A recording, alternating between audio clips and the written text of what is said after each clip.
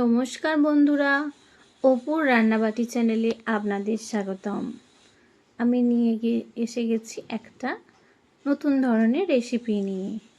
কি বানিয়ে নিচ্ছি দেখে নিন বন্ধুরা, আর কেমন লাগছে দেখুন তো বন্ধুরা। দেখে বলুন তো এটা কি এই রেসিপি বানিয়েছি। দেখুন, দেখে নিন আমি কি বানিয়েছি আজকে। দেখুন, একদম জ্যান্ত কাঁকড়া, দেশি কাঁকড়ার ঝাল বানিয়ে দেখাবো। তার জন্য দেশি কাঁকড়া ভালো করে পরিষ্কার করে নিতে হবে।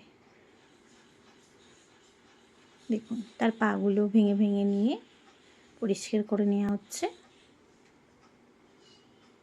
দেখুন,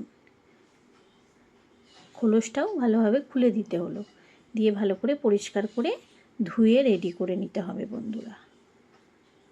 দেখুন, কার কার কাঁকড়ার ঝাল ভালো লাগে জানাবেন, আমার তো ভীষণ ভালো লাগে।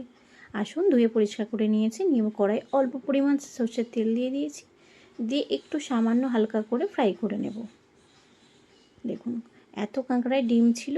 দেখুন, এবার আদা রসুন কাঁচা লঙ্কা একদিকে পেস্ট করতে দিচ্ছি, দিয়ে এবার আরেকটু তেল পরিমাণ বাড়িয়ে দিয়ে তাতে গোটা এলাচ, লবঙ্গ, দারচিনি, জিরে ফোড়ন দিয়ে দিলাম একটা বড় কুচানো পেঁয়াজ। দিয়ে পেঁয়াজটা ভাজা ভাজা করে নেব। বন্ধুরা, আপনারা কিভাবে কাঁকড়ার ঝাল বানান আমাকে সেটাও জানাবেন। আমি এইভাবে বানিয়েছি। আমি দেশি কাঁকড়াই ফার্স্টবার বানালাম, আগে আমি এই দেশি কাঁকড়া বানাইনি।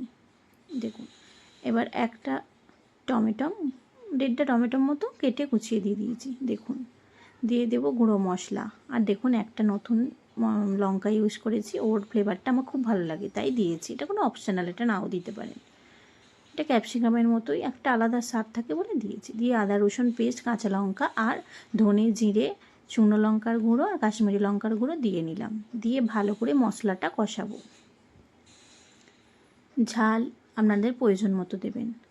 লবণ দিয়ে দিলাম 1 চামচ, দিয়ে ভালো করে কষিয়ে নিচ্ছি। কষানো হয়ে গেছে, এবার যে ভাজা কাঁকড়া তুলে রেখেছিলাম দিয়ে আর একটু ভালো করে কষিয়ে নেব। বন্ধুরা, আমার ভিডিও যদি আপনাদের ভালো লেগে থাকে লাইক কমেন্ট শেয়ার করবেন। ফেসবুক থেকে দেখলে ফলো করবেন, ইউটিউব থেকে দেখলে সাবস্ক্রাইব করবেন। দেখুন, অল্প পরিমাণ ধনেপাতাও দিয়ে দিলাম কুচিয়ে, দিয়ে ভালো করে কষিয়ে নিচ্ছি। এবার অল্প গরম জল করে রেখেছিলাম পাশে, সেই গরম জলটা দিয়ে দিলাম। গরম জলটা দিলে মশলাটা তাড়াতাড়ি সিদ্ধ হতে সুবিধা হবে। রান্না একটু গরম জল ইউজ করাই ভালো। দিয়ে এবার ঢাকা চাপা দিয়ে নিচ্ছি, দিয়ে খুব জল রাখবো না। দেখুন বন্ধুরা, কি সুন্দর ফুটে উঠেছে। তখন আমি ভালো করে নাড়াচাড়া করে একদম গামাখা মাখা ঝাল ঝাল করে নেব।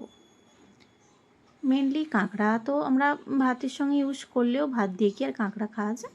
শুধু মুখে মানে দারুণ টেস্ট লাগে। দেখুন, আপনারা কীভাবে বানান সেটাও জানাবেন। এটা দেশি কাঁকড়া পেয়েছিলাম তাই বানিয়ে নিলাম। কেমন হয়েছে? খেতে তো দারুণ হয়েছিল বন্ধুরা। এবার আপনারা দেখে একদিন বানিয়ে অবশ্যই জানাবেন যে কেমন হয়েছিল। ভালো থাকবেন, সুস্থ থাকবেন। দেখা হবে অন্য